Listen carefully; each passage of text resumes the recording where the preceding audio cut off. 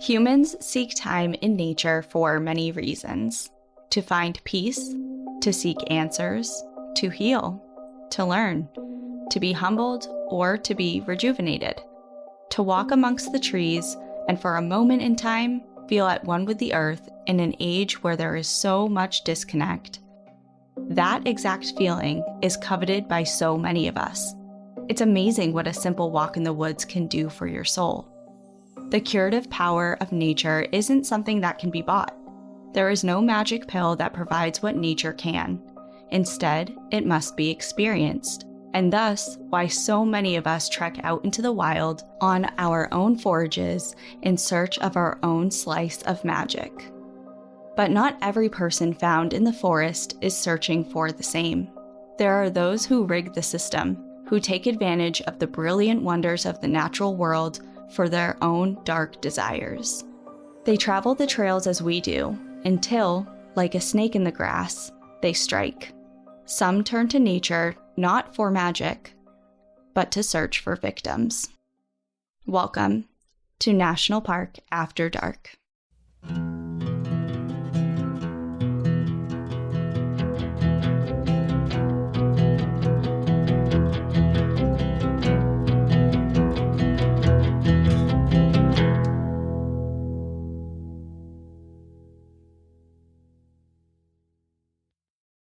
Okay, so this sounds like we're doing another murder episode. Yes, we are.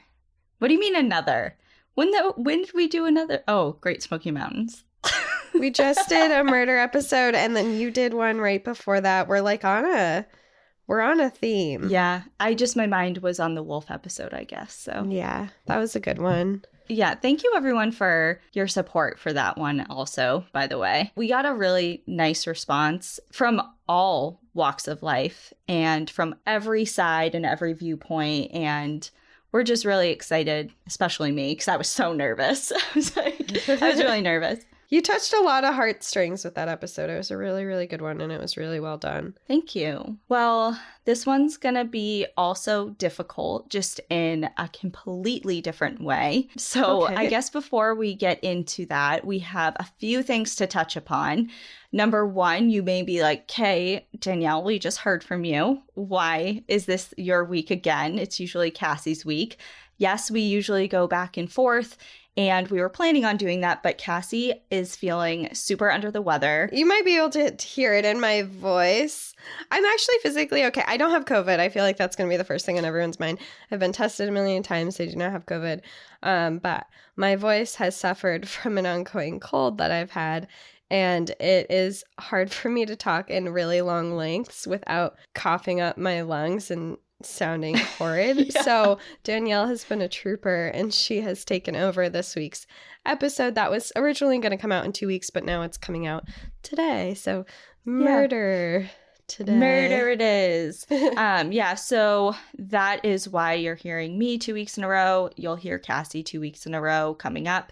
Just wanted to give her a chance to rest up her voice because we've had a lot going on and she hasn't had the most time to rest. Speaking of a lot going on, we just got back from Arkansas from our Live Moment event, which thank you so much to everyone who came. Reading through all the comments and doing the show itself was super fun. For anyone who did come, and Cassie was like really jazzing it up that she was like, "We're going to get haunted here. Like we were fine. Everything was fine." I got some weird vibes sometimes though, and our ghost meter went off during the moment. But we were fine. We were fine. And we did have the creepiest hallway I've ever been in my entire life that led to our room. So there was also that. Oh, and we also talked about this on the show. The hotel room that we had in the Crescent Hotel was the first room that we've ever had in any of our travels, either for the podcast or not, that we had two separate sleeping areas. Usually we sleep literally either in the same bed or the same room with two separate beds. And we're usually in a Best Western that is like 6 years old and has never had any hauntings. Yeah. So, well, this one we walk in and we were really surprised. We had no idea there was actually two separate sleeping areas within this room or suite itself. We're like, wow, this is great, luxurious. Cassie's like, if you think I'm sleeping by myself, you got another thing coming. So She slept in my bed. Yeah, I was like, I am not. I thought about it for a second and I'm like, nope. Curled up right next to Danielle. I'm like, if I'm getting haunted, you're getting haunted. But we were fine. So anyways, that was just a quick thank you to everyone who came because you made it successful and we had a great time visiting the Crescent and sharing its story. But as life goes on to bigger and better things, we love you, Arkansas. And something a little bit more up my alley because we're not. Yep. We have a really exciting event happening. We do. And, we loved Arkansas. It was great. We loved going to Joshua Tree. It was great. But we weren't with you, And that just sometimes is a little bit sad, especially when everyone asks us a lot of like, hey, when are you going to host a trip? Are you going to do this? Are you going to do a group hike? We'll one-up you. We're just going to one-up you. We're going to Alaska together on a week-long trip to the bucket list destination of the last frontier. We have put together a 7-day itinerary for a group NPAD trip to Alaska. We're going to be hiking in Denali Wilderness. We're going to be walking on top of glaciers. We're going to be in Kenai Fjords National Park on a wildlife cruise looking for whales. We have this insane camping trip planned for us, and we're so excited to share it with you all. And the best part about it is we have catered it to every walk of life. If this is your first time camping, if this is your first time hiking, this is still for you. If you have been outdoors your whole life, this is still for you. This is just such an amazing trip that we have put together. And don't get too excited because it's not this July. It's next July. It's July of 2023. And we did that for a couple of reasons, even though if we wanted to go right now, I'm sure people would be on board. But we kind of have to rein it in a little bit. Obviously, there was a lot of planning that went into this. And we wanted to make sure that everyone had the chance to budget, to plan. I mean, I know I couldn't drop everything in a couple months' time to go on a week-long trip. So we wanted to extend the grace to everybody to really plan and budget for this. So the trip itself is not on sale yet, but it will be tomorrow. So just around the corner. Which is April 19th. And it's going to go, depending on when you're listening to this, so it'll be April 19th at 9 a.m. Pacific Standard Time is when the trip will officially go on sale to hold your spot. And there are only 12 spots available because unfortunately we can't bring every single one of you, but we do have 12 spots available. So yes, 12 spots available. And what you want to do is, because if we talked about this in depth and went through every single thing, we'd be here this entire episode. So what we did is we put the link to our trip page. We have like a whole trip page put together that has a breakdown itinerary of day by day, day 1 through 7, what you can expect, where we'll be, what we'll be doing, the hikes we'll be doing even, just so you know specifically if this is something you can train for. But I don't know if you're really going to have to train because we didn't do anything on a difficult level. We tried to keep everything between easy and moderate, just so we can bring more people from various backgrounds. Also, there's a breakdown of what's included, what's not included, things like camping gear. I mean, we're going to be camping 6 out of the 7 nights that we're going to be there. I don't want to bring all my camping stuff to Alaska. I'm sure not everyone wants to either. Or if you don't have camping stuff, if you don't have the gear, don't worry. We're providing most of that for you. So literally just go onto the page site and take a look. Yeah, check it out. We've put this all together, especially for anyone to join, and we have most of your supplies. I mean, this trip is going to cover all of your meals. It's going to cover all the transportation. It's going to cover guided hikes. It's going to cover guided tours by a national park ranger. We have really put a lot of thought into this itinerary and turned it into something that we want to be so special and such a once in a lifetime opportunity that you're going to enjoy. So if you go to the link, you'll see in detail day by day itinerary that we've put together.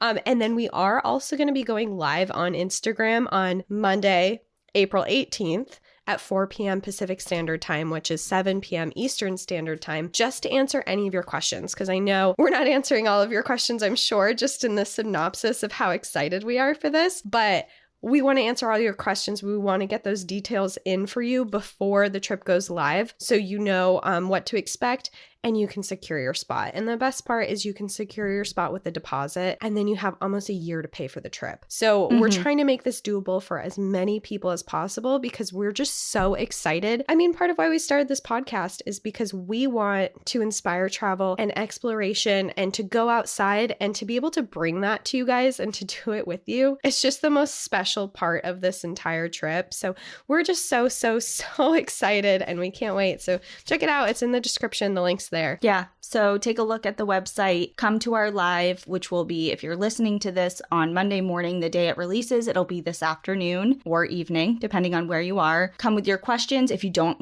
have any questions and you just want to freak out about how excited you are, we can totally do that too. But we'll be here for you to go over everything. And yeah. God, I'm so excited. Can I just say like a couple of highlights just looking at this? Yes, please. Okay, so just because I'm so excited. I've never been to Alaska. I won't be going to Alaska until I'm there with you all. So this is also very exciting for me. So going to Talkeetna and to Seward, obviously camping Seward. there, camping under the, is it Seward? Yeah. Why do I always say that? Seward. But you're going to learn when we get to Alaska. I actually used to say Seaward. And Cassie's like, you're getting that's closer. Stupid. Yeah. So anyway, well, it's just exciting because it's things that like we've discussed either in episodes or that I've heard you talk about before. So I'm excited to go see those. A wilderness jet boat tour, hiking on a glacier, going to Kenai fjords. It just gets better and better, you know? Yeah, we're so excited. That's enough of that. Okay, on to let's center ourselves. More serious topics. Yeah, we doused you with a ton of excitement, and now Danielle's going to bring us down with a bunch of murder and gruesomeness. Yes. And I'm going to say, I understand that we are a true crime podcast, allegedly. Allegedly, we talk about true crime occasionally. But this one is really difficult. And I know that some people are like, okay, yeah, you're a true crime podcast, and that is what is expected. Sometimes I feel like we get off onto different avenues that aren't always as difficult as some of the subject matter that we're going to be talking about today. So I just want to give a forewarning right here, right now, that this is one of the most graphic and difficult episodes that we have covered as of yet. Any trigger warning that I could give, like, this is it right now. There's a lot of depiction of sexual assault, gruesome murder, etc. So just please, if that's something that you're not in the right headspace to hear right now, or if you are with a younger audience, just be aware and maybe skip this one, come back to it later, or just pass it up altogether. But if you are with us, we're going to be going to Northern California. I love Northern California. All right, well, let's go. Let's go.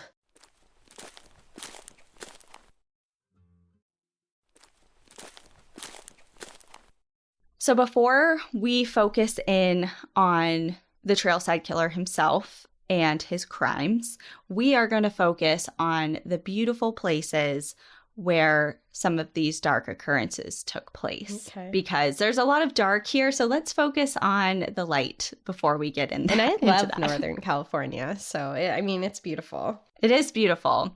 This story actually takes place in a lot of different places. Okay. It's not one particular park. So I'm going to kind of cover just a brief amount of the various different places, but they're all relatively close together. Like I said, Northern California, in the San Francisco and San Jose areas. Okay. So there are 2 national park units. One is Point Reyes National Seashore and Golden Gate Recreation Area, and the others are state parks: Mount Tamalpais State Park, Big Basin Redwoods State Park, and Henry Cowell Redwoods State Park. Okay. It's a lot of locations. It is. Yeah, but if you look them up on the map, they're very close to each other. So let's get familiar with these places because, like I said, even though tragedy did happen here, they are so very beautiful. So starting with Point Reyes, this is a 21,028 acre, which is 287 square kilometer peninsula that's located right outside of San Francisco and was designated as a national seashore in 1962 to protect the peninsula from development, which was proposed for that time. They wanted to develop all the area, so they designated it as a national seashore to protect it. This National Park Service unit does allow and contains agricultural uses such as private farms and ranches, which utilize the area for cattle grazing, which is kind of unique, I think, within the national park system. But other parts of the park follow strict conservation rules and jurisdictions. And the northern part of the park is actually a wildlife preserve. It's a preserve for elk. There's a particular type of elk, it's called the Tool elk, which were extirpated from the park entirely by the early 1900s. And they were reintroduced to the park in the 1970s. And now the northern part of Point Reyes is a preserve for them. Oh, that's very cool. So along with elk, raptor and shorebirds are very prevalent here. And actually, nearly half of North America's bird species have all been documented here. So this is a huge birding location. If you're a birder, you need to go here. That's the term, right? A birder? I don't know. A bird watcher? A bird enthusiast, if you will. You're a bird person. Other than birds, coyotes, fox, mountain lions, bats, shrews, frogs, and squirrels all roam and scurry throughout the park. But the park isn't all about the land, of course, because it's a peninsula surrounded on 3 sides by the Pacific Ocean. Seals, sea lions, whales, dolphins, and porpoises can all be spotted from the shoreline. And the park also contains National Historic Landmarks, which contain some really cool things, like some 16th century campsites, different shipwrecks, and several different indigenous sites as well. What do 16th century campsites look like? I didn't look them up, but there were some names associated with them, I think from early European explorers to the areas that they made settlements on the peninsula, and a lot of them, or some of them at least, are preserved to some degree. Cool. I'm picturing like the Flintstones camping version. I'm absolutely not. I'm thinking of like a Spaniard's encampment, whatever that looks like. 1500 version. I'm picturing like stone axes and like little... Okay, that's like prehistoric, not 1500s. Oh, right. Wrong century. So hiking is very popular here, of course, and a visitor can choose from tons of different miles worth of trails that wind throughout the Douglas fir forests or skirt the coast or that lead to historic lighthouses. And if you think this place sounds super cool, you wouldn't be alone. Over 2.5 million people visit here every year. And this is totally like something we've never brought up before, but I saw it in my research and it was so cool. So if you're interested in going to this park, but you don't want to stay in the nearby city, which is San Francisco, which is really super close by, there is an awesome looking hostel that runs out of a historic lodge 2 miles from the beach in this national park unit. Oh, that's cool. Very cool. And it's not like a grungy hostel like the one I stayed in Ibiza, like that. I'm not talking about that. Like, it's really cool. Is it haunted? Probably not. You said historic. I feel like everything with the word historic in front of it is like at least a little haunted. It has some character for sure. So now moving down the coast, we arrive at Mount Tamalpais State Park. This park lies south of Point Reyes and directly north of Golden Gate National Recreation Area. So it's kind of tucked right between the two. And it is known for its deep canyons, sweeping views, open grasslands, and the highest point here is obviously Mount Tamalpais. So a lot of people go just to hike the mountain, but there is also camping and hiking here. And they even have an outdoor theater that they do different plays and astronomy programs out of. It's a little state park, but it's got it going on, sounds like. And then next up, going further south, we're going to Golden Gate National Recreation Area, located in the San Francisco Bay, managed by the Park Service and mostly used by the U.S. Army. This 82,000-acre, 331 square kilometer park is the most visited national park unit in the entire country. 15 million people come here every year, and we covered it in our Alcatraz episode. I forget which episode number that was, but as a quick refresher, it's a largely urban park, and it was established in 1972, and it encompasses a lot of different historic structures and sites. Of course, it contains Alcatraz. It also contains Muir Woods National Monument and the Presidio, which was an active military base for 218 years and was active all the way up until 1994 when it was transferred to the National Park Service. There is camping and hiking here, of course, as well. And a lot of the hikes go through grassland and forests, along cliff tops and coastal beaches. And the main attraction is arguably the scenic views of the city skyline and the massive Golden Gate Bridge. A lot of people come here for that view. And to be able to cross the Golden Gate Bridge. You can walk it, right? Yeah. I haven't walked it, but Al and I did a motorcycle trip. I was on the back of the motorcycle, like going across the bridge, and it was pretty cool. That is cool. I would be a little frightened. I've developed a fear of bridges later in life, like within the last few years. I just get nervous. It's not like I'm petrified or it's inhibitive. I just there's more thought put into crossing them than ever crossed my mind before. I have like not big bridges, like the Golden Gate Bridge and like big bridges don't really cross my mind. It's bridges in New England in the wintertime, because you always see those signs that are like bridges are the last to freeze because they don't touch the ground and they don't have the heat from the earth. So they just get icy really fast. So I guess that's the time where I think about bridges. I'm like, oh, be careful because there's probably black ice on this. Yeah, that's true. And finally, we're going to move slightly more south to the outside of San Jose to Redwoods State Park, specifically Big Basin Redwoods State Park and Henry Cowell Redwoods State Park, which are less than a half an hour away from each other. They're like 25 minutes away from each other. And starting with Big Basin, it's California's oldest state park and was established in 1902. It has expanded over the years and currently comes in around 18,000 acres or 73 square kilometers. It has over 80 miles or 130 kilometers of hiking trails and is home to the largest continuous stand of ancient coast redwoods south of San Francisco. There are over 100 different campsites here, and the park is slowly reopening as of right now after it was affected by the 2020 California wildfires. Oh, okay. Yeah, so they got hit hard.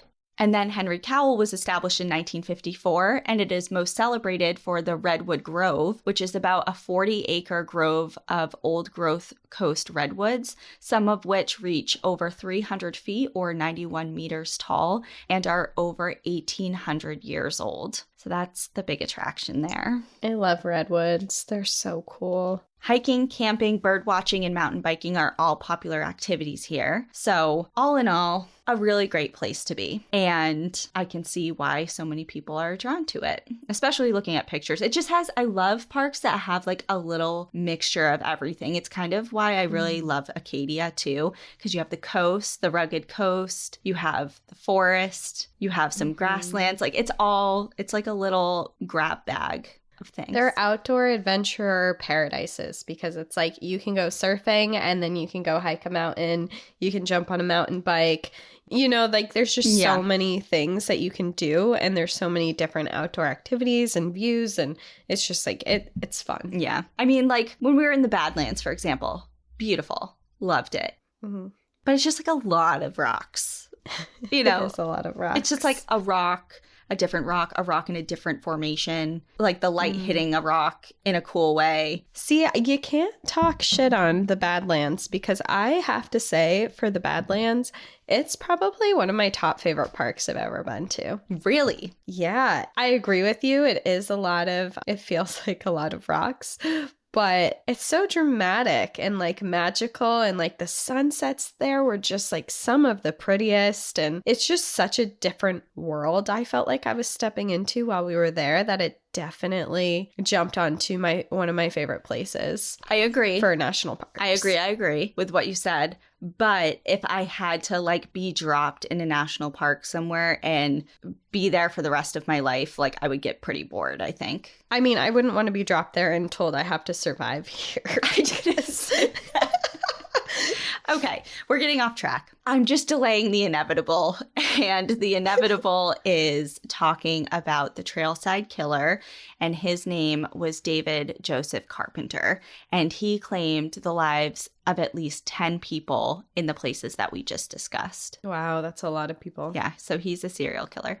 So let's get the introduction and background of the villain of this story out of the way. Carpenter was born on May 6th, 1930 in San Francisco. Growing up, he was very shy and withdrawn, probably a result of his upbringing. His childhood was unstable. He had an abusive alcoholic father and a very controlling and demanding mother. His mother actually dictated most of everything that he did growing up, including all of his extracurricular activities. And against his will, she signed him up for music and ballet classes, which he really, really resented. He thought they were too feminine, and he was super embarrassed about having to participate in them. By the time he reached the age of 7, he developed a severe stutter that stuck with him throughout adulthood. As time went on, he started showing concerning behavior patterns. The McDonald triad is a set of 3 childhood behavior patterns that together are sometimes used to predict future violent criminal behavior. And I will say that although recent studies of the McDonald triad reveal limited empirical support for the theory, it is one that is really well known throughout the true crime world, so I had to mention it. Do you know the behaviors? Do I?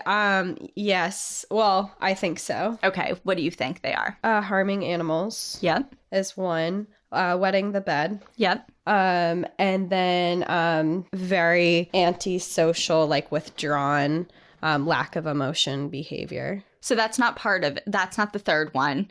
Fire setting is the third one. Oh, yeah. That makes sense. Yep. That makes sense. So he exhibited 2 out of these 3 behaviors. So he tortured animals and was a bedwetter beyond like what is considered normal child behavior. So it went on for a number of years after the typical bedwetting stages. Mm-hmm. So triad behaviors or not, he committed his first crime at the age of 14. Because he was a minor, much of his juvenile records were expunged, so there's not really too much info on this particular crime, but we do know that it was sexual in nature and that at the age of 14, he was court-ordered to a stay in the Napa State Hospital. So it was significant enough to get him a stay there. And it was something of sexual assault? It said sexual in nature, so I would probably say yes, although I can't confirm. That's definitely concerning as a 14-year-old. Well, it just gets worse from here. So he was released in 1947, but his intense sexual desire only grew, and at the age of 17, he was sentenced to the California Youth Authority after molesting 2 of his cousins that were aged 8 and 3. Oh my God.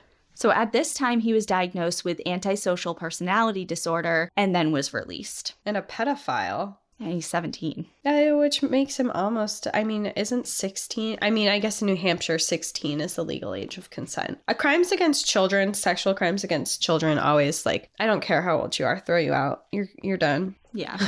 Throw him away. Yeah. So upon his release, his criminal record kind of took a lull. He didn't take a lull. It's just based on He didn't get caught. Right, exactly. Yeah.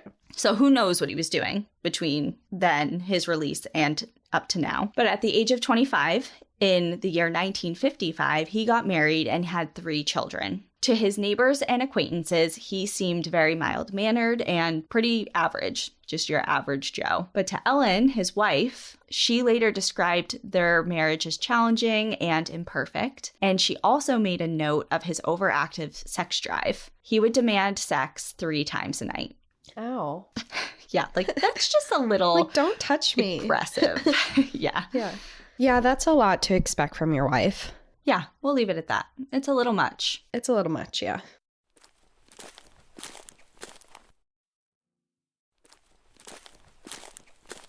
So outside of closed doors, things seemed pretty status quo. He worked at an advertisement company in San Francisco. He had a home in the suburbs, a wife, and children. But all of that changed in July of 1960. He was driving to work one day when he saw Lois Rinna. She was his coworker and apparently walking to her shift. He offered her a ride to offer some reprieve of the hot July California heat, and she gladly accepted and hopped in. They meandered through the roads for a little while, and Lois realized that they weren't going towards work. And when she brought it to his attention, he said something like, oh, well, I'm just lost. I'm turned around. Red flag, to the place obviously. where he works? Yeah, it's like, okay, the place that you go to literally every day. All right. So they end up pulling into the Presidio, and he parked the car. And before she could make a move, he was quickly already on the other side, right outside of her door. He opened it and grabbed Lois by the hair. He dragged her out and held a pocket knife to her throat and raised a hammer above her head. And he said, I have a weird sex quirk.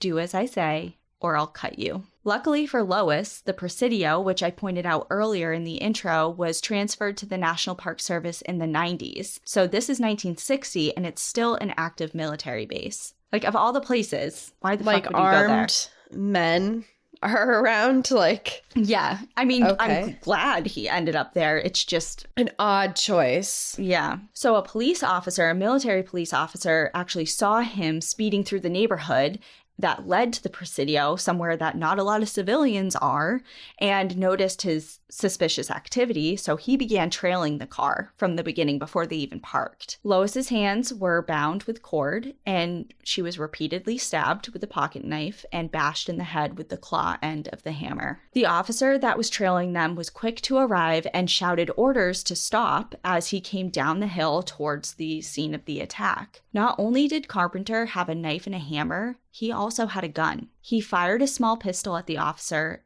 but thankfully missed. The officer fired back, and his shots landed. So once Carpenter was struck, he stopped the attack, although the officer later testified that even when Carpenter saw that the officer was coming down the hill, recognized that a police officer was on their way, he continued attacking Lois with the hammer. Jesus. Yeah.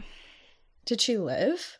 Yeah. So Lois was rushed to the hospital, and she underwent a 5-hour emergency surgery, and she survived her vicious attack, and Carpenter was sentenced to 14 years in prison. Outside of the prison walls, his life crumbled. I mean, Ellen divorced him right away. I hope so. Yeah, she divorced him, but inside prison, everything was kind of going well for him in a way. He was considered a model citizen in prison and was released after only 7.5 years, despite the nature of his crime, obviously, number one, but also he had a psychiatric report written about him during his stay, and the report said in part, quote, ever since the age of 8, whenever he was under significant stress, he will commit a sex offense. The only way he can think straight is to rape the nearest female. And we're letting this person out on good behavior. Ew, that's disgusting. That to me is just like a prime example of the law and the court system, especially like in this time, not caring about women. Oh, yeah. You know, it's like, oh, he just raped a woman because he was stressed. Like, we'll let him out. He's been really good for a few years now. Like, he's fine. He's reformed. Yeah. He might rape another person, but it's because he's very stressed. And that's the only way that it'll happen. It's like, no, he's sick. He's disgusting. Throw him out. I said throw him out when he was like 17. Like, throw him away. Yeah. And now he's just getting worse and worse, and his crimes are escalating. So wouldn't you know it, less than 1 year after his release, he was arrested again for kidnapping, attempted rape, and robbery of 2 different women. Shock and awe. Upon his arrest, he was in Calaveras County Jail, where he was being housed prior to his trial, and he escaped. How? The FBI had to track him down, and they're like, all right, get on back here. He goes back to jail. He served 9 years and was released again in May of 1979 for good behavior and sent to a halfway house. What was his original sentence? That I do not know. Does it occur to them that maybe he's being well behaved because he's in a prison with men and the people he attacks are women and children? Does that occur to them at all? If it did, it certainly didn't show. It's like maybe he's being good because there's a bunch of guys in here who are bigger, stronger, tougher than he is, and because his victims are women and children. Mm-hmm. And it's very interesting as well that in one of the sources I read made just a small note that was so true. That little escapade he had of escaping jail, that on top of what he was already being held there for, would have been enough to keep him there for life. So yeah, he gets out on good behavior once again. And now he's in a halfway house type of situation. And he may have been a monster before, but in August of 1979, his evil began to show in full force. So he gets out of the halfway house. He's released from the halfway house. And on August 19th, 1979, 44-year-old Etta Kane left her home for a solo hike in Mount Tamalpais State Park. She was a successful banking executive and an avid outdoor lover and enjoyed frequenting the Sleeping Lady, which was a nickname for that mountain, especially the route that led to the beautiful views of the Golden Gate Bridge. As evening approached and Etta hadn't returned home, her husband began to worry and alerted authorities. Search parties were dispatched, and concern rose as her car was found sitting untouched in the trailhead parking lot. They searched as best they could for the remainder of the day with no success and resumed efforts the following day. That next day, Etta was found. Her nude body was found near the trail in a kneeling position. She had been shot execution style in the back of the head. While she was nude, her body showed no indication of sexual assault, and while some of her personal belongings were taken, such as some of her credit cards and her identification, her jewelry was left behind. And despite law enforcement's best efforts, her case ran cold. There was little to no evidence left at that scene. And this is much different than what he's done before. Oh, yeah. I mean, obviously, with Lois, he was very violent, and who knows where it would have led to if police didn't intervene. But this seems different. Less than 1 year later, 23-year-old Barbara Schwartz was hiking with her dog in the same exact park. Carpenter ran into her on the trail and stopped her for a brief conversation, and then suddenly pulled out a 10-inch long hunting knife from inside of his jacket and repeatedly began stabbing Barbara. Another hiker witnessed this entire thing and screamed at him to stop, but he was unrelenting. And fearing for her own safety, the witness ran for help. By the time she retrieved park rangers and brought them back to the scene, Barbara was dead. She had received 12 stab wounds to the chest, was nude, and in a kneeling position. Very similar to the scene of Etta's death, but unlike it, investigators found a clue: a pair of prison-issued glasses. The glasses, along with the discovery of the knife a few days later, were promising leads. However, investigators began to cross-reference records for the glasses because they're prison-issued, but came up with nothing. And with the lack of DNA technology at this point in time, the trail went cold. So their only hint at this point was that it's someone with a criminal record.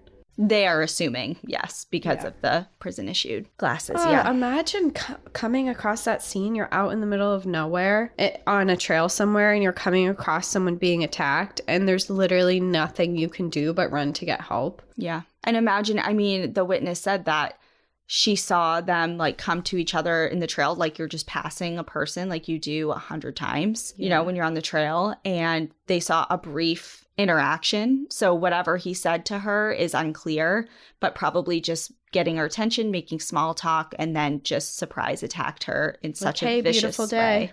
Yeah, it's probably something very unassuming because she stopped and was talking to him. She didn't seem or appear frightened, or if she was, it was too late. So all is quiet on the trails for the next 7 months until October of 1980. 26-year-old Ann Alderson was out for a walk when she disappeared from the same park. And unlike Etta and Barbara, her body was not found for almost a year. But when it was found within the park, nude, in a kneeling position with signs of sexual assault. It was determined that she had been shot execution style as well. Ugh. The same month that Anne originally went missing, so in October of 1980, 23-year-old Mary Bennett, a Montana native who had been living in the San Francisco area and working as an intern at a local accounting firm, was out taking in the fresh air of the Golden Gate National Recreation Area when she too went missing. Her body was found on the Legion of Honor Trail at Land's End within the park. The Land's End Trail system lies within the National Recreation Area and is known for its rocky and windswept shoreline trails that overlook the bay and that offer stunning views of the Golden Gate Bridge. She was found wearing a t-shirt, shorts, and running shoes, suggesting that she was out for a jog that day on the trail when she was attacked. Her body painted the picture of some terrible final moments. She had been stabbed over 25 times in the neck, chest, and back, and was buried in a shallow grave covered with branches and debris. I Can't believe how personal this is, too. You know, like there's just a whole nother level where stabbing someone that much, there's so much anger and so much, it's so personal. Like you're so close to the person. You're looking at the person that you're doing this to. It's just, ugh.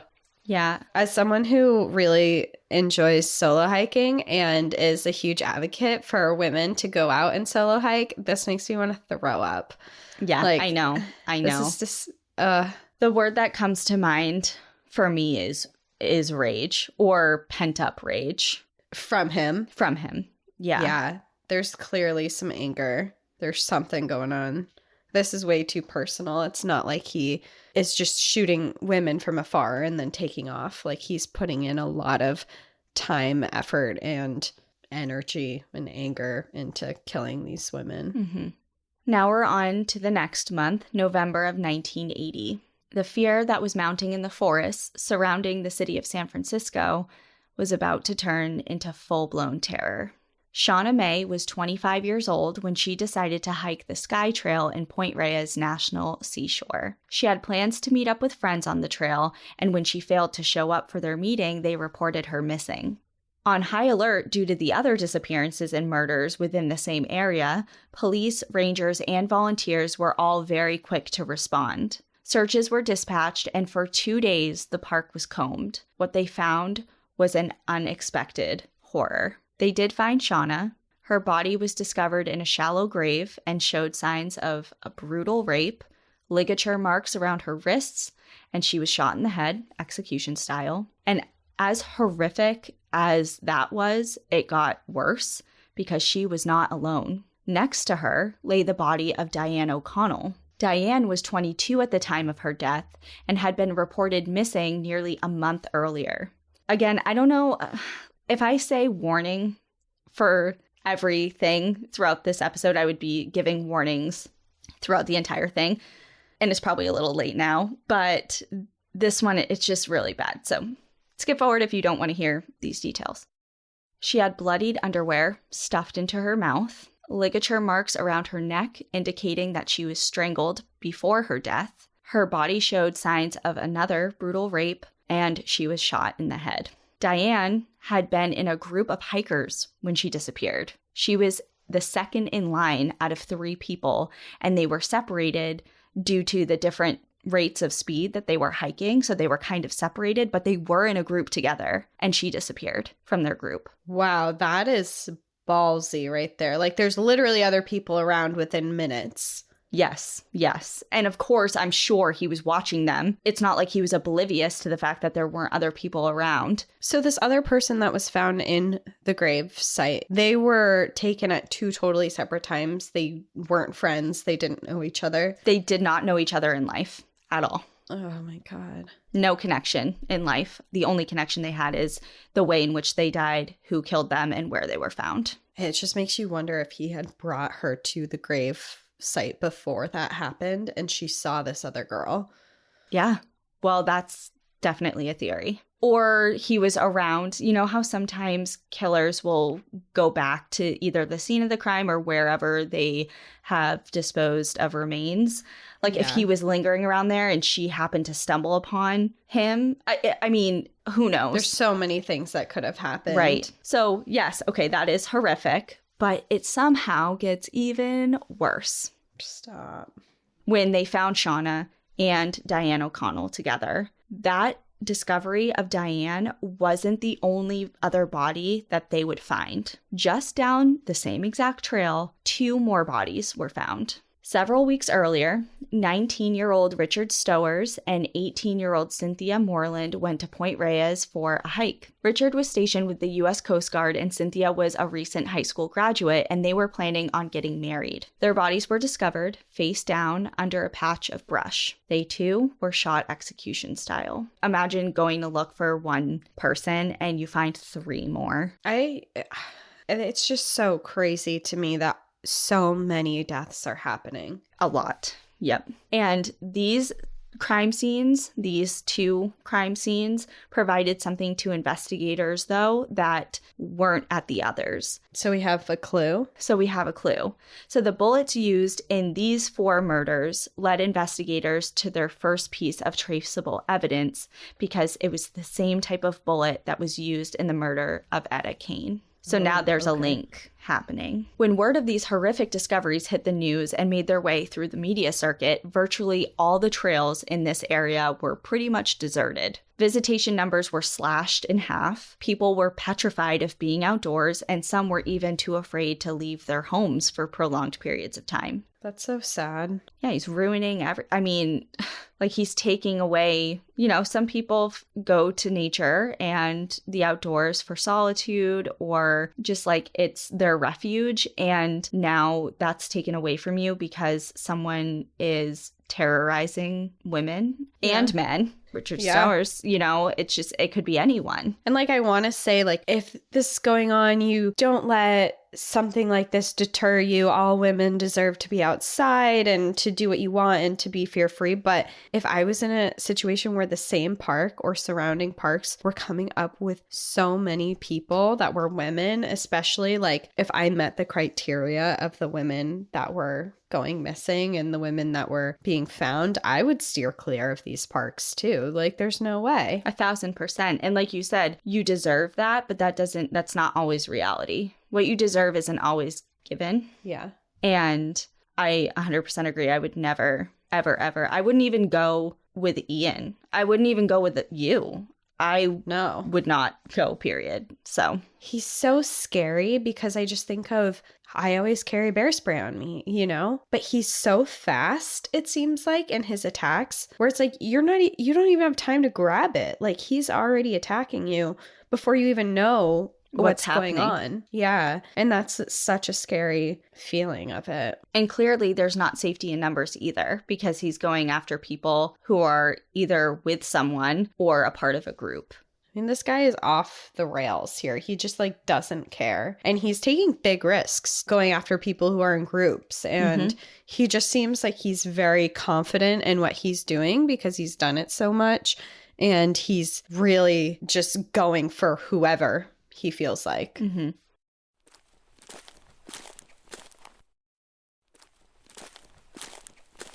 The trails around the city were monitored closely by foot, air, and on horseback. Hiking club members and Marines joined park rangers and police officers to help patrol the trail system. Although people were worried and many stayed away from the trails, some still ventured there, especially after weeks and weeks passed with no activity. But anyone who did choose to visit the trails were welcomed by plenty of warning signs to not hike alone and urged women to be especially careful. And these people not only were met by these signs and warnings, they were also stopped by these rangers or volunteers to be verbally warned of the situation as well. Wow. Imagine that, like, usually when you go out on the trails, you see lots of warning signs like bear seen in the area, be diligent, be bear aware, or same thing with like mountain lion signs. You'll see them and it'll be like, there are mountain lions in this area, be aware. That's normal. That's like, okay, I have my bear spray, I'm in a group, things are okay. But if you go there and it's like, there's a predator,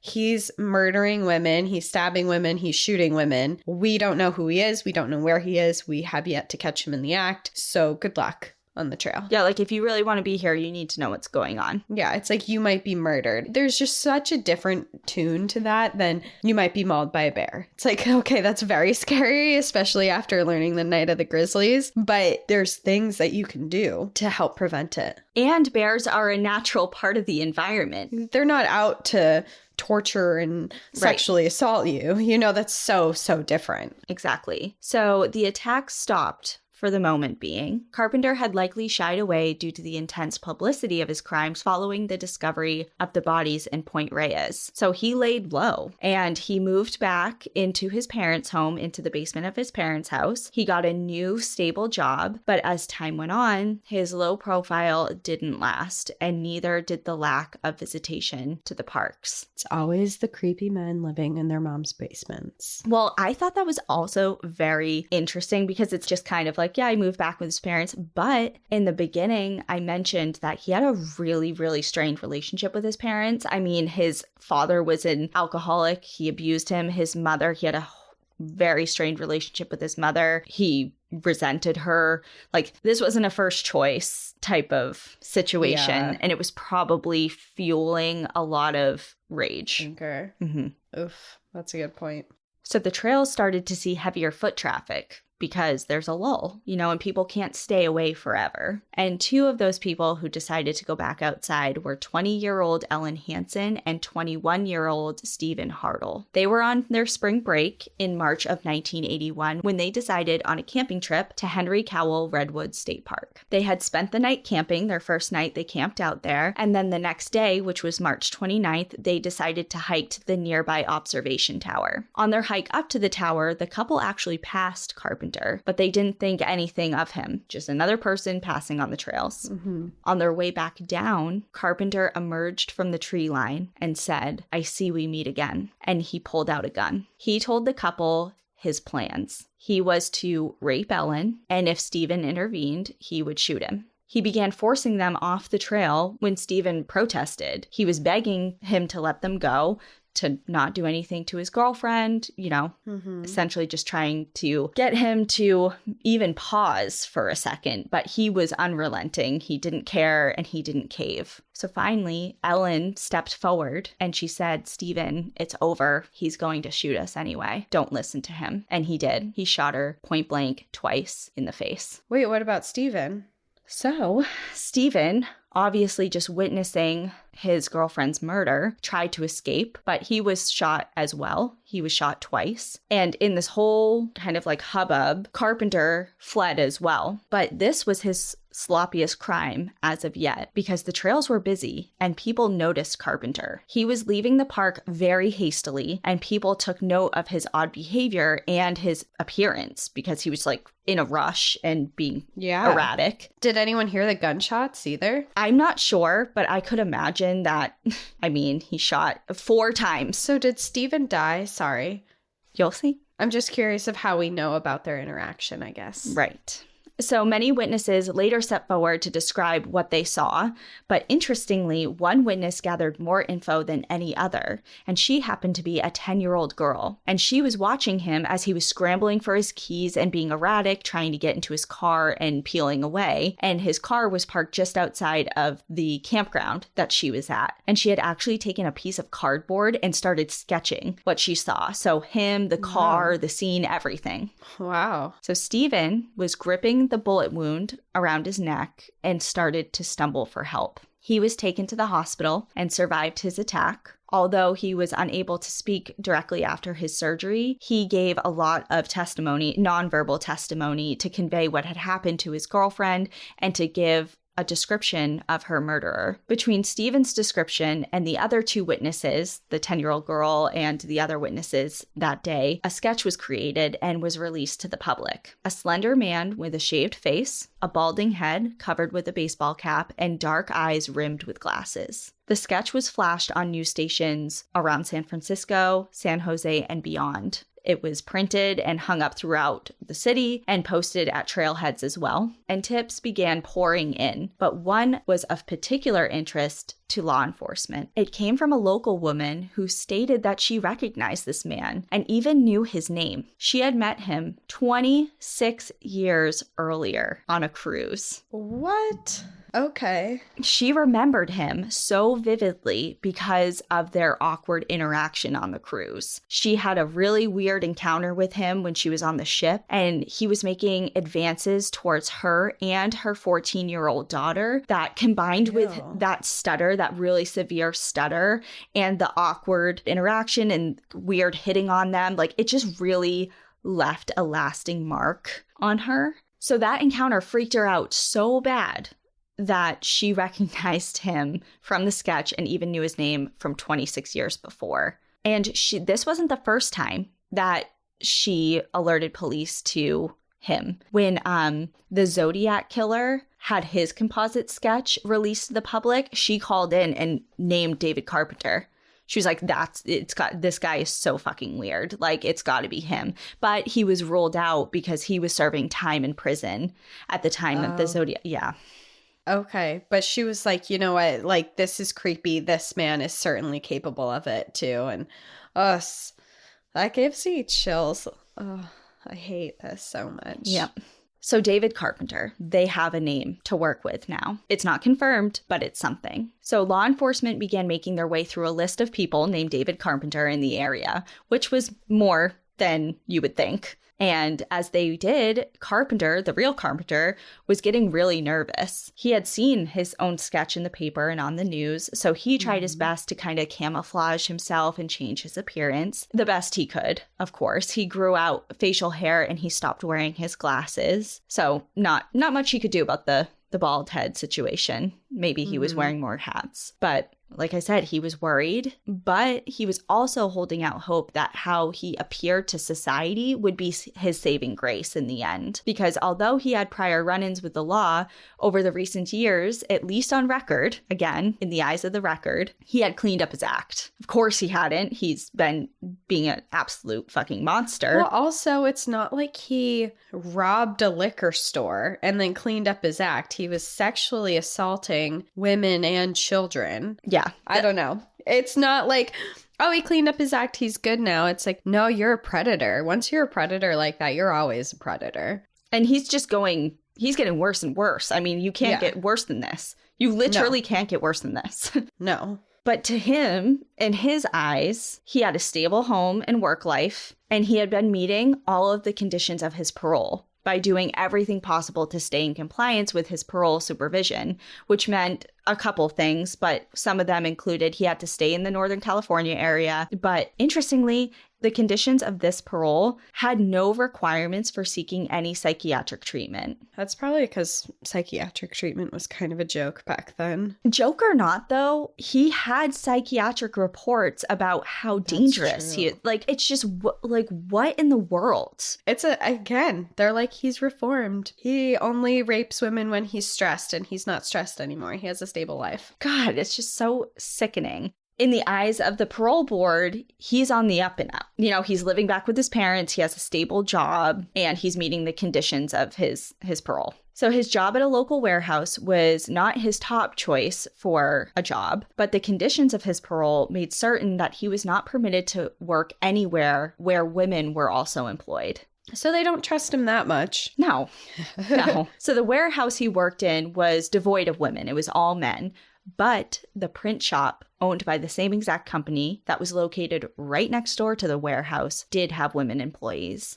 20-year-old Heather Skaggs was employed at this print shop where she worked for extra money to get through college. Word got out around the office that Heather was in search of buying a new car, and Carpenter leapt on this opportunity. He told Heather that he knew of a good deal nearby and that he could give her a ride, and that he'd even check out the car for her and make sure that she had backup on the purchase. Because God forbid a young woman goes on her own and makes a deal to purchase a car. It reminds me of when the Shenandoah, not in Shenandoah, but remember that guy who was flagging down women being like, oh, you have something wrong with your car on the highway, and then attacking them? Yep. And what's worse, he followed this offer up with some conditions. Don't tell anyone of the location where this car is. Red flag. And you got to bring cash, just in case you want to buy the car right now. It sounds like you're getting robbed and you're not allowed to tell anyone where you're going. Well, she agreed to go, but she was suspicious. She didn't just blindly go. She told her mom and her boyfriend, Dan, about the offer from her coworker and stated that she was weirded out by it. And she told them that she thought something was wrong and something felt off about the situation, but she was in need of a good deal, and that's what Carpenter was seeming to offer her. So despite talking with both her mom and her boyfriend saying, I feel a little odd about it, sketching me out a little bit, but if this is true, this will be really good for me. Follow your gut. Her mom and Dan obviously voiced their own concerns, and They said, we're really reluctant about having you go, but she did insist and they didn't stop her. But Dan did say that he was going to be eagerly awaiting her return, and if she didn't get back by 7 o'clock that night, that he was going to notify police. Because she did say where she was going to. She's like, he told me not to say where I'm going, but this is this is where we're allegedly going, and this is who I'm going with. So she was thinking. Yeah, she's trying to cover her bases. Exactly. So she left her and Dan's San Jose apartment on the morning of May 2nd, 1981. 7 p.m. came and went, and no Heather. Dan immediately notified police and also took matters into his own hands. He and a friend drove to San Francisco themselves that night, immediately sensing that something was very, very wrong. Because, like I said, Heather had given Dan the address, and he actually wound up confronting Carpenter on the street. Wow.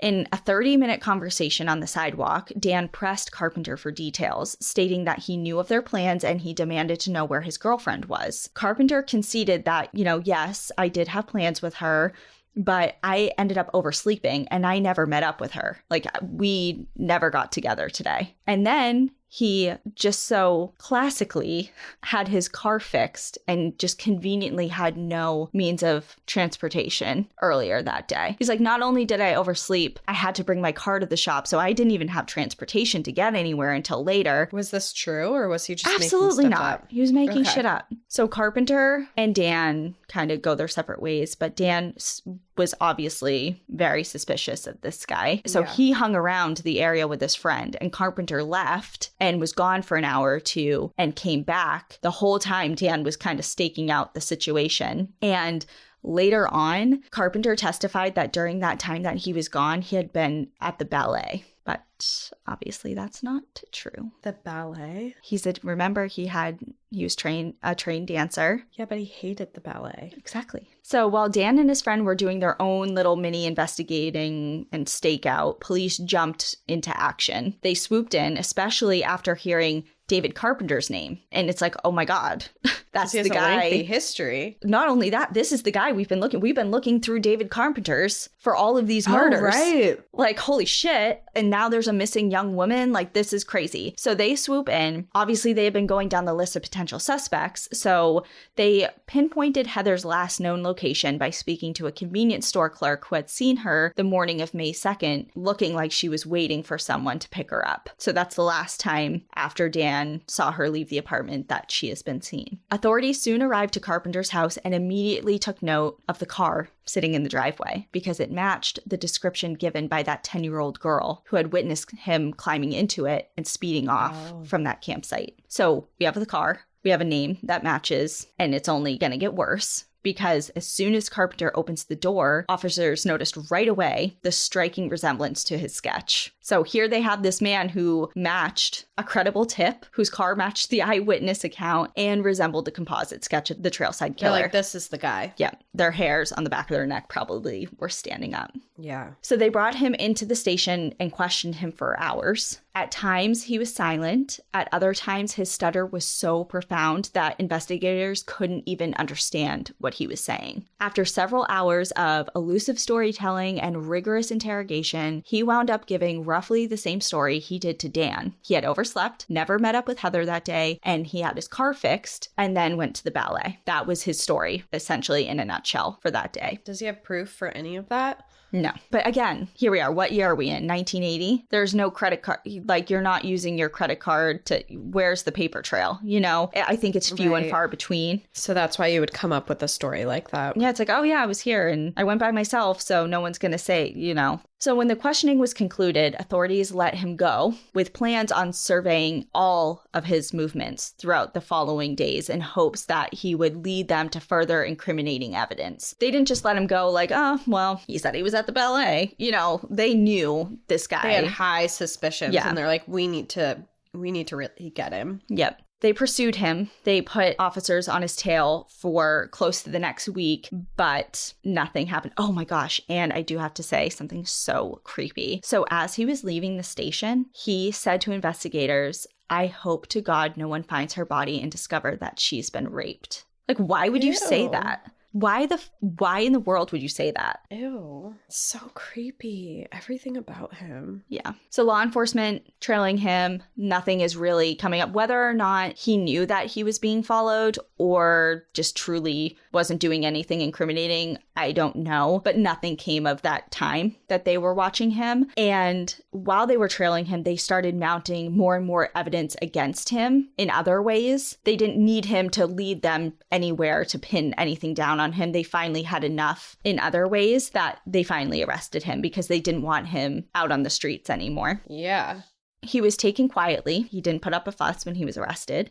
And 10 days later, while Carpenter remained in police custody, one last grisly discovery was made. A pair of hikers had been taking in the scenery of Big Basin Redwood State Park when they smelled something putrid. They followed the scent and discovered Heather's nude body in a shallow grave off the trail. She had been sexually assaulted and shot point blank in the face. Oh my God. It's so disgusting and like infuriating. And all of these people, all these women he's going after, they're all like their children almost. You know, like you're 20, you're basically still a teenager. Oh, you know, for sure. You're barely in college, you're barely figuring out life. Ugh. Stephen Hartle was among the witnesses to positively ID Carpenter in a lineup, which is so brave. Yeah. Just so much respect. Obviously, I'm sure he wanted to get the guy that not only killed so many people, but his girlfriend, and then tried to kill him. You know, like, I would love to be like, yeah, that's a piece of shit. But just standing up to someone who the last time you saw them was shooting you and murdering your girlfriend. Like, right. It's an entirely different thing. It's so easy to say, like, yeah, I would love to do that. I would love to be like, yeah, that's him. But it's a way different thing. And speaking from slight experience of having to be in a situation where testifying against someone in a situation who's trying to harm you. That's trying to harm you. It's very, very different once you're there. Yeah, it's not like the movies where you suddenly get all of the words and you have some witty thing to say and you put them behind bars. It's like, this is scary. I'm confronting something that makes me really uncomfortable. Yeah. And I'm sure this person has like PTSD and trauma from what happened too. And mental, physical, emotional, like all of the above. Now you have to go in front of a bunch of people and talk about it. And it's a lot. So in July of 1981, Carpenter was charged with 5 counts of murder, rape, and attempted rape. He was convicted of the murder of Richard Stowers, Cynthia Moreland, Shauna May, Diane O'Connell, and Ann Alderson, along with 2 counts of rape and 1 count of attempted rape, and he was sentenced to death. But rewinding just a little bit, you may have kind of like a lingering question in the back of your mind. I certainly did when I was going over all of this. Why, if police had his name, would they not come across him early on in their investigation, especially given his previous violent crime record? Like, why would you look at David Carpenter, who works at Costco, versus David Carpenter, who has been in jail twice? Such a good point. You know, like, why is he not one of the top David Carpenters that you're looking into? How many criminal David Carpenters are in the San Francisco area? Exactly. Especially with a rap sheet that closely mirrors the crimes that you're investigating. Yeah. Well, when cross-referencing previous searches for his name, his profile was left out of suspect lists when investigating the previous murders attributed to the Trailside Killer. Why? And his name was not listed on California's sex offender registry at all. What? Why? So when he was released from prison that second time around, not when he was a minor, like when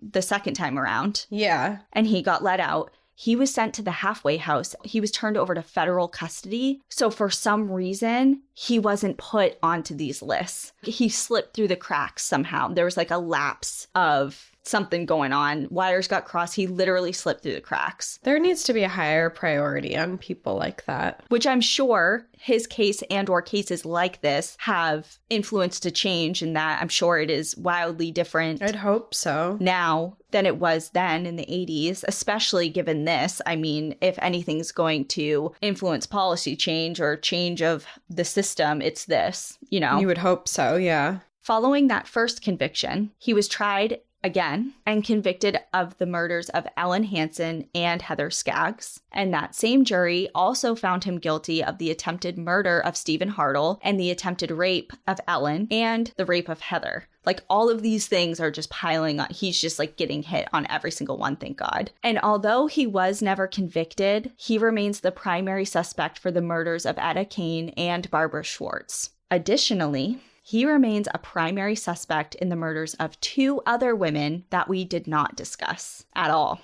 God. So Carol Laughlin worked in the Curry Village gift shop within Yosemite National Park in September of 1979. She disappeared and wasn't found for over 6 months. Her remains were found at the base of a tunnel near Cookie Cliff, which is an area popular with climbers within Yosemite. And where does Carpenter come in all of this? Well, first, the time frame is right for when she disappeared. This is when he was very active. The location was right, a national park within Northern California. The MO was right, a young woman. And then there's the fact that he was working for a company that supplied items for that gift shop at the time. Oh, it has to be him then. What are the odds? What are the odds? Yeah. The second woman, young woman, Anna Menahar, was 17 years old at the time of her disappearance. She had been reported missing by her friends and family in December of 1980. Her skeletal remains were discovered in June of 1981 by hikers in Castle Rock State Park, which is just outside of Big Basin Redwoods State Park, where we know he was active. The location of her body, the time of her disappearance raised suspicion, linking Carpenter, obviously, as the man responsible. But again, it goes one step deeper. Anne worked at a bank as a part-time teller, which is the same bank that Carpenter went to. And he was even noted chatting with her. And customers took notice of the awkward exchanges and brought it up to bank's management. And this was only just a few days before her disappearance. So he has huge links to these women. Oh, for sure. Yeah. So like I said, although his involvement in their deaths has not been proven, he remains a primary suspect in them. More recently, in 2009, police re-examined the case of Mary Bennett, the Montana native whose body was discovered on the Land's End portion of Golden Gate Natural Recreation Area. National Recreation Area. National Recreation. It's so confusing. So I mentioned that her body was found around the time of his spree, but he wasn't initially directly linked to her. So they reopened her case in 2009. The next year, in 2010, police confirmed Carpenter's DNA matched the DNA evidence collected from that scene. I know there's a lot going on here with a lot of women and men, a lot of different places and murders and all of that. So to summarize, out of all the victims described, aside from those last 2 in Yosemite and in Castle Rock, he has either been convicted or suspected to be the killer in all but 2. So Etta and Barbara Schwartz, although he remains the primary suspect. So what is the number? Do you know, like, how many people is he confirmed to have killed? At least 10. That's awful. On the trails, the bright orange signs displaying a "Do Not Hike Alone" warning have long since been torn down, and happy hikers hit the trails. The Trailside Killer is a long-distant memory. If you do find yourself in the national or state parks of Northern California, don't think about him. Rather, think of the people who lost their lives at his hands, and maybe honor them by acknowledging their stories and sending them a positive thought or two when you're on your own journey through those parks. And as of this recording in April of 2022, at 92 years old, he remains the oldest inmate on death row in San Quentin State Prison. Oh my God, just throw him out already. He's like, still what is alive? He's God. still fucking alive. He was born in 1930. Okay, it's insane because it's just like, why are we spending our tax dollars on this disgusting man? Like, literally just toss him out. Like, throw him into the fucking ocean. Leave him there. I don't know. Like, you don't even have to go through the death row thing. Just, like, drop him in the middle of the ocean somewhere. He's 92. Maybe prison reform is your calling. I mean, Yeah, it's like fix the justice system and just drop all of the disgusting beings in like the middle of the ocean somewhere. I'm where saying they like can't more swim. of like policy change on how things like this are handled, maybe. It's just insane to me. Like I bet there has been millions of dollars that has gone into him over the years between food and care and probably medical expenses.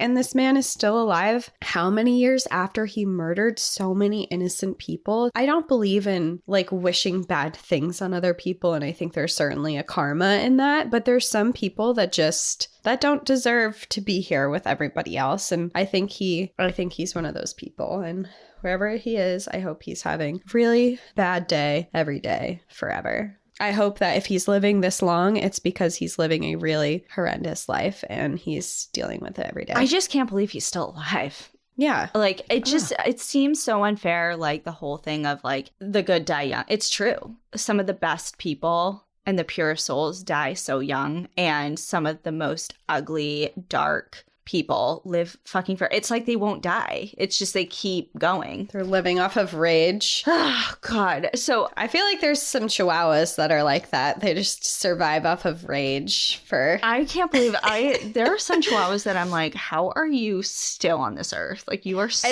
old. I don't even say that in a bad way because I actually like love chihuahuas. But I feel like some of them, we used to joke at my job, there was this one chihuahua that we used to say that she was living off of pure fury because she would just come in and she didn't have any teeth left, but she would bite every single person and she was screaming the whole time and she was like 21 or something. And we're like, you're just surviving on pure anger right now. But there is one kind of interesting total side note to this kind of. I mean, it's related, but it's just like it came up in my research. I'm like, oh, no shit. Okay. So remember Lois Rinna, the first woman that we talked about today, the one that got attacked with the hammer and the pocket knife, but lived in the Presidio? So you might recognize her daughter if you're a pop culture fan. Okay. I don't even watch this and I knew who she was, like when I looked up her name. So she is the mother of Lisa Rinna, who is one of like the OG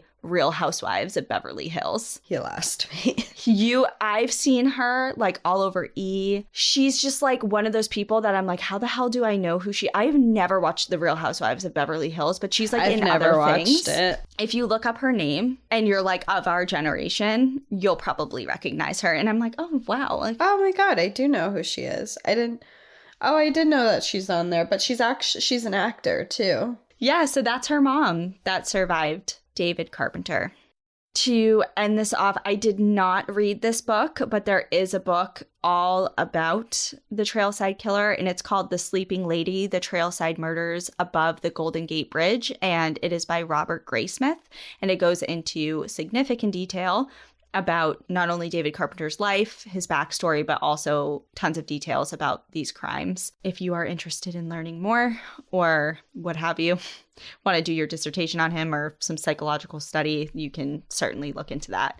I, for one, have had quite enough of him. Same. And so thank you, everyone, for hanging in for that brutal retelling. It just is so sad, not only because of the obvious loss of life and the horrific ways in which he killed people, but he's like stealing something from people. Like there is something about nature that like it's people's refuge and it's something that people hold close to their hearts, and you never expect to be brutalized like that in somewhere that's so special.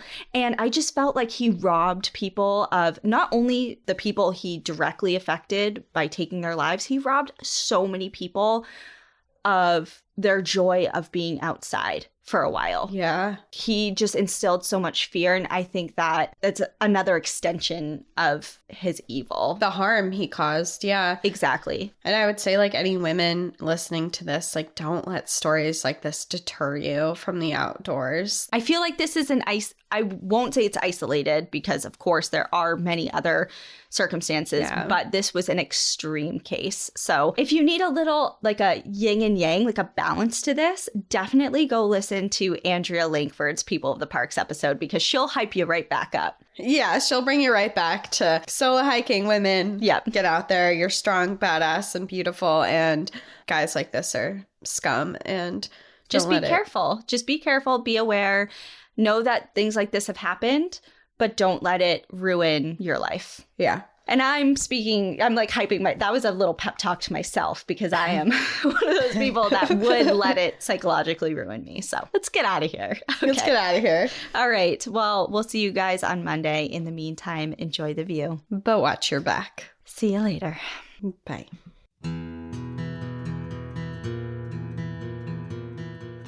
Thank you for joining us again this week. If you have a trail tale you'd like to share, send us an email at npadstories@gmail.com.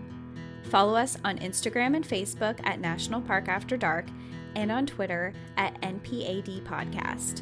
Become an outsider by joining our Patreon, where you'll gain access to monthly bonus stories and exclusive content. And remember, when you support our partners, you're supporting our show.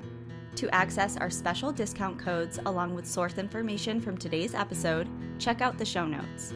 For information on the show, to shop our merch store, sign up for our newsletter, and more, visit npadpodcast.com. And if you're enjoying the show, please rate, review, and subscribe wherever you listen to podcasts.